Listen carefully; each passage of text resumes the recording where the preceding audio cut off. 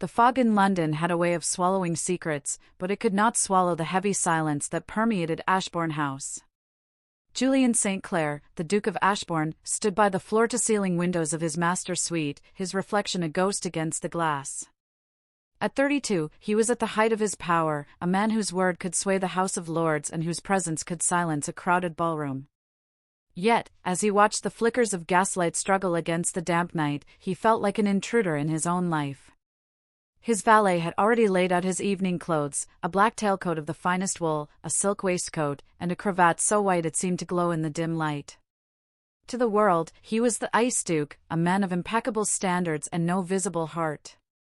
But inside the pocket of his discarded morning coat lay a small, tarnished brass key that unlocked a drawer no one else knew existed. Julian's mind was miles away, across the rolling hills and toward the jagged, salt-sprayed cliffs of Cornwall. He could almost smell the heather and the sea, a scent so different from the coal smoke and expensive perfume of Mayfair. 5 years. It had been 5 years since he had allowed himself to be Julian, the man, rather than Ashbourne, the Duke. He remembered Clara's laughter, a sound like silver bells that didn't care for titles or land. She had been the daughter of a simple vicar, and for one glorious summer, they had lived a lifetime.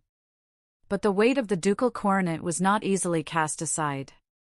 His father, the late Duke, had made sure of that, weaving a web of obligations and threats that had forced Julian back to London, leaving behind the only heart that had ever truly beaten for him. He had sent money, of course. He had sent letters filled with a passion he could never show in public. But he had never gone back. And then, the letters from Clara had stopped. Downstairs, the house was preparing for a dinner party he didn't want to host. He could hear the muffled sounds of footmen moving furniture and the distant clatter of silver. He closed his eyes, leaning his forehead against the cold glass. He was a father. That was the thought that kept him awake until the candles gutted out in their sockets. Clara's final letter, sent months ago through a trusted, clandestine messenger, had broken him. She was gone, taken by a sudden fever, and their daughter, his Sophie, was alone.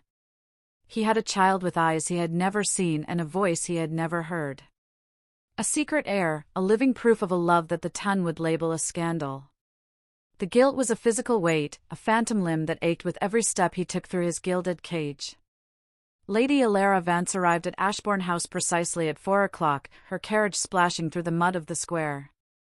She was not a woman who enjoyed the frivolities of the season, but she was a woman of duty.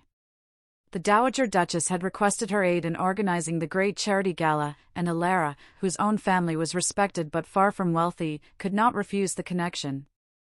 As she stepped into the grand foyer, the sheer scale of the house usually intimidated guests, but Elara only felt a strange sense of melancholy. The marble was too cold, the statues too rigid. She was greeted by the butler, a man as stiff as the pillars he stood among, and led toward the library. Elara had encountered the Duke several times over the years, mostly at a distance. He was a man people talked about, but rarely to. She noticed things others missed, the way he gripped his glass too tightly, the way his eyes darted toward the exit of every room, the way he seemed to be holding his breath. She didn't believe in the Ice Duke persona. To her, he looked like a man who was drowning in plain sight. As she settled at a small table in the library to begin her work, she couldn't shake the feeling that something was shifting in the air of the house. The atmosphere was brittle, like glass about to shatter. She had no idea that within those very walls, a hidden truth was waiting for her, and that her curiosity would soon become the bridge between a duke's cold reality and the secret life he had tried so desperately to bury. The following week at Ashbourne House was marked by a deceptive calm. Elara spent her mornings immersed in guest lists and seating charts, but her mind was constantly wandering toward the man who occupied the study across the hall. Julian remained an enigma, appearing only briefly for shared meals that were exercises in polite, agonizing restraint. He spoke of the weather, of the charity's goals, and of the local politics, but his eyes were always elsewhere, searching the corners of the room as if expecting a ghost to materialize. Elara noticed that he had begun to carry a small, worn leather-bound book with him everywhere, its edges frayed and its contents guarded with a ferocity that bordered on desperation. One afternoon, the heavy silence of the house was broken by the arrival of a courier. Elara, who was crossing the foyer to consult the housekeeper, witnessed the interaction.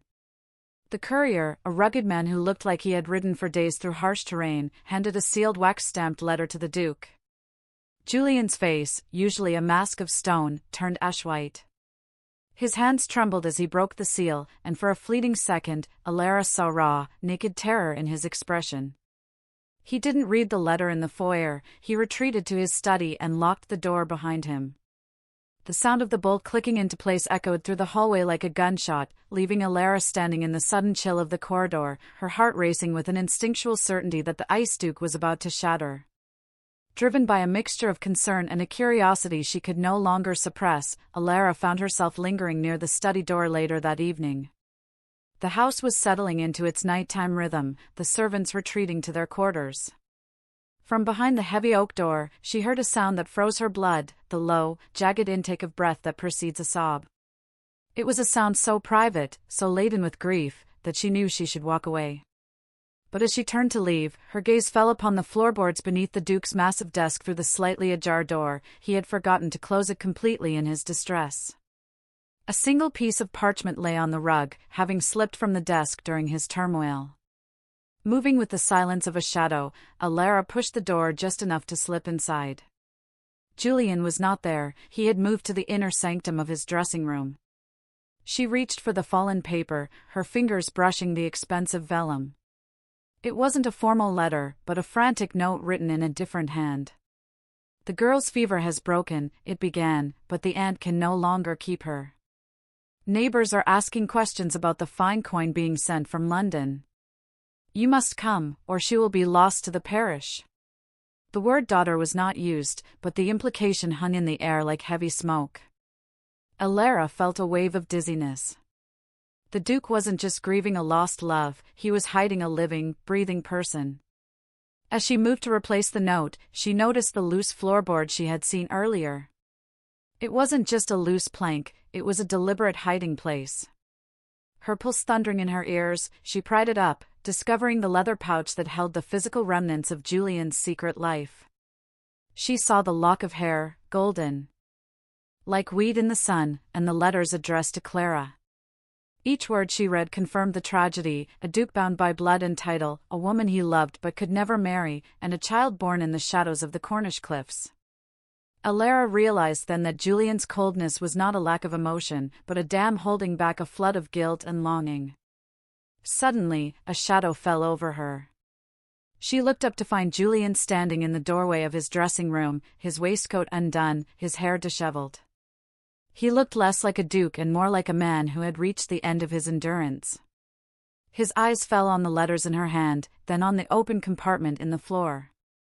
The silence that followed was suffocating. Elara expected him to shout, to banish her from the house, or to weave a web of lies. Instead, he simply closed his eyes and let out a long, shuddering breath. "Now you know," he said, his voice a hollow whisper that broke the last of Elara's reservations. "Now you know the price of the Ashbourne name." The air in the study was thick with the scent of old leather and the sharp, metallic tang of Julian's fear. For a long moment, neither of them moved. Julian stood paralyzed, caught in the wreckage of his own deception, while Elara held the proof of his secret life like a sacred relic. The Ice Duke was gone, in his place was a man whose soul had been stripped bare. Julian finally took a step into the room, his knees giving way as he sank into the velvet armchair by the cold hearth. He didn't look at Elara, he stared at the floorboard she had pried loose, the dark hole in the wood mirroring the void in his own heart. "I have spent 5 years building these walls," he whispered, his voice cracking like dry parchment. 5 years making sure that no one, not my mother, not the crown, and certainly not the gossips of the ton, could see what I had done. And yet, here you are, Lady Elara, standing in the middle of my ruins. Elara did not flinch. She set the leather pouch down on the desk with a gentle click and walked toward him. "What you have done, Your Grace, is not a crime of malice, but a tragedy of duty," she said, her voice steady and devoid of the judgment he expected. "You loved a woman you were told you could not have, and you protected a child the world would seek to destroy. There is no shame in that, only a great, echoing loneliness." Julian looked up then, his dark eyes rimmed with red. He saw no calculation in Elara's face, no spark of the scandalmonger. He saw only a woman who looked at him as a human being rather than a title. The confession poured out of him then, a floodgate opening after years of pressure. He spoke of Clara, the vicar's daughter with the wild hair and the heart that knew no boundaries. He spoke of the threats his father had made to cast Clara into the streets if Julian didn't return to London to marry a lady of quality. "I thought I was saving her," Julian said, his hands clenching into fists on his lap. "I thought if I stayed away, if I just sent the money and the letters, they would be safe. I was a coward wrapped in a duke's robes." He then reached for the letter he had received that afternoon, the one that had shattered his composure. He handed it to Elara with a trembling hand. As she read the desperate plea from the village in the north, Elara realized the clock was ticking. The child, Sophie, was no longer safe in her seclusion. The secret was leaking, and the wolves of the parish and the curious neighbors were closing in. If Julian didn't act, his daughter would be taken, her lineage erased, and her future sold to the highest bidder in a workhouse or worse. "You cannot go alone," Elara stated, her mind already spinning with the logistics of such a journey. "If the Duke of Ashbourne vanishes toward the north without a reason, the town will follow you like hounds on a scent. You need a cover. You need a reason to be traveling that doesn't involve a hidden child." Julian looked at her, bewildered. "And what reason could I possibly give?" Elara took a deep breath, knowing that what she was about to propose would link her reputation to his forever. "A botanical expedition," she said. "The charity gala needs rare northern flora for the winter garden display. I am the coordinator. It is only natural that I would accompany the patron to ensure the specimens are collected correctly. It is thin, Julian, but in the eyes of society, it is a boring, academic pursuit. It gives us a week of freedom." Julian stared at her, realizing the sacrifice she was offering. To travel alone with him, even with the excuse of science, was a risk to her name. "Why?" he asked, his voice barely audible. "Why would you risk everything for a man you barely know and a child you have never met?" Elara looked at the lock of golden hair on the desk and then back at him. "Because," she said softly, "no child should grow up thinking they are a secret to be ashamed of.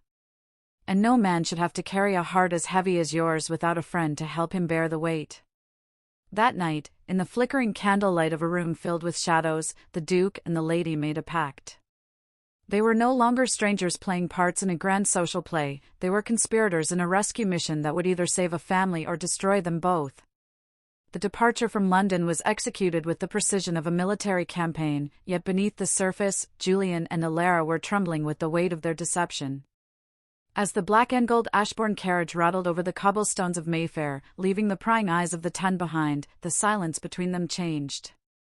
It was no longer the heavy, suffocating silence of secrets, but a fragile, expectant quiet. Julian sat opposite Elara, his gaze fixed on the passing landscape. For the first time in years, he had traded his stiff formal wear for a practical traveling cloak and boots. He looked less like a monument of the peerage and more like a man on a desperate quest. Elara, clutching a notebook she intended to fill with sketches of rare plants, watched the tension in his jaw. She realized that with every mile they traveled north, the ice duke was melting, revealing a vulnerability that was both terrifying and beautiful to behold. The journey was long and grueling. They bypassed the popular coaching inns where they might be recognized, choosing instead smaller, humbler establishments. In these quiet, dimly lit spaces, the boundaries of their social standing began to erode. One evening, as they sat by a roaring fire in a remote inn in Derbyshire, the conversation turned from their plan to their hearts. Julian spoke of his father's cruelty, how the old duke had valued the purity of the bloodline over the happiness of his son. "He told me that a duke does not belong to himself," Julian said, his eyes reflecting the dancing flames. "He told me I was merely a vessel for a name. I believed him, Elara. I believed him so much that I let the woman I loved die alone." Elara reached across the table, her hand covering his. "You are a young man under a mountain of pressure," she said softly. "But you are not your father, Julian. This journey is proof of that." As they moved further into the rugged terrain of the north, the weather turned harsh. A sudden storm forced them to seek shelter in the carriage for hours, trapped together as the rain lashed against the wood. In the close quarters, the air grew thick with an unspoken attraction. Julian watched the way the lantern light caught the copper glints in Elara's hair, and Elara found herself mesmerized by the kindness she saw in Julian's eyes when he spoke of Sophie. They were no longer just a duke and a lady on a mission, they were two souls finding solace in each other's company. Julian confessed that he had never expected to find a friend in a woman of the ton, and Elara admitted that she had always felt like an outsider in the glittering ballrooms of London. In the middle of the storm, amidst the fear of what they would find at their destination, they found a strange, grounding peace in their shared purpose. When the storm finally cleared, they reached the outskirts of Oakhaven. The air here was sharp and carried the scent of pine and damp earth. Julian's anxiety reached a fever pitch. He began to doubt himself. Would Sophie hate him for his absence? Would she even know who he was? Elara, ever the anchor, kept him steady. She reminded him that a child's love is not bought with time, but with truth. As the carriage rounded the final bend toward the small stone cottage where the letters had originated, Julian's heart hammered against his ribs like a trapped bird. The moment of truth was no longer a distant thought, it was right in front of them, hidden behind a weathered wooden gate and a garden of wild, untended roses. The road to redemption had been long, but as the carriage slowed to a halt, Julian realized that the hardest part wasn't the journey itself, but the courage to step out and claim the life he had once turned his back on. The iron gate creaked with a high, mourning sound as Julian pushed it open. The cottage was smaller than he had imagined, a humble structure of stone and thatch that seemed to be held together by the thick vines of ivy crawling up its walls. Julian felt as though he were walking through a dream, or perhaps a nightmare where he arrived too late. His boots, polished for the streets of London, were now stained with the red mud of the north. Beside him, Elara walked with a quiet grace, her presence the only thing keeping him from turning back in a fit of cowardice. The air was silent, save for the distant bleating of sheep and the rhythmic thud of an axe somewhere in the woods. Suddenly, a movement near the well caught Julian's eye. A small figure emerged from behind a stack of firewood. It was a girl, no older than 5, wearing a smock of faded blue linen that had clearly been mended many times. She was holding a wooden doll, her small fingers tracing its painted face. As she looked up, Julian felt the world tilt on its axis. She didn't have his dark eyes, she had Clara's, a bright, defiant hazel that seemed to hold the light of the afternoon sun. But the shape of her face, the stubborn line of her jaw, and the way her dark curls tumbled over her forehead were unmistakably St. Clair. This was Sophie. The secret he had kept in a floorboard was now standing 10 feet away, breathing the cold northern air. "Who are you?" the girl asked, her voice small but remarkably steady. Julian tried to speak, but his throat felt as though it were filled with ashes. He sank to his knees, heedless of the damp earth, bringing himself down to her level. "I am a friend of your mother's," he managed to choke out, his voice trembling with a decade's worth of unshed tears. Sophie tilted her head, her gaze searching his face with an unnerving intensity. "My mother said a tall man would come one day," she whispered, taking a cautious step forward. "She said he lived in a castle made of clouds and that he had a heart he didn't know how to use." "Are you the Cloud Man?" The poignancy of Clara's description shattered Julian's remaining defenses. He covered his face with his hands, his shoulders shaking with the weight of his grief and his overwhelming love for this tiny stranger. It was Elara who stepped in then, kneeling beside Julian and placing a gentle hand on Sophie's shoulder. "He is not a man of clouds, Sophie," Elara said softly, her voice a soothing balm. "He is a man who has been lost for a long time, and he has come to take you home." The girl looked from Elara to the weeping Duke, and then, with a wisdom far beyond her years, she reached out and touched Julian's hair. The moment of reunion was interrupted by the arrival of a stern-looking woman from the cottage, Clara's aunt. She was a woman hardened by poverty and the weight of a scandal she hadn't asked for. Her eyes narrowed as she recognized the quality of Julian's clothes. "So, the great Duke finally remembers his blood," she spat, her voice full of bitterness. I've had men from the parish sniffing around, asking who the father is, threatening to take the girl away because a fallen woman's child has no place here. You're late, Your Grace. Nearly too late. Julian stood up, his tears drying as a new, cold resolve took hold of him. He was no longer the mourning lover, he was the Duke of Ashbourne, and he was reclaiming his own. I am taking her, Julian stated, his voice ringing with an authority that left no room for argument. She will have the best tutors, the finest clothes, and a name that no one will dare to whisper against. The aunt laughed, a hollow sound. And how will you explain her to London?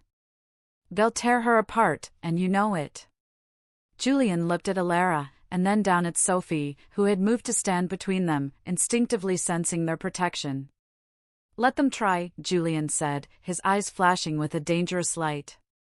That night, as they prepared Sophie for the journey, Julian realized that the battle hadn't ended at the cottage gate.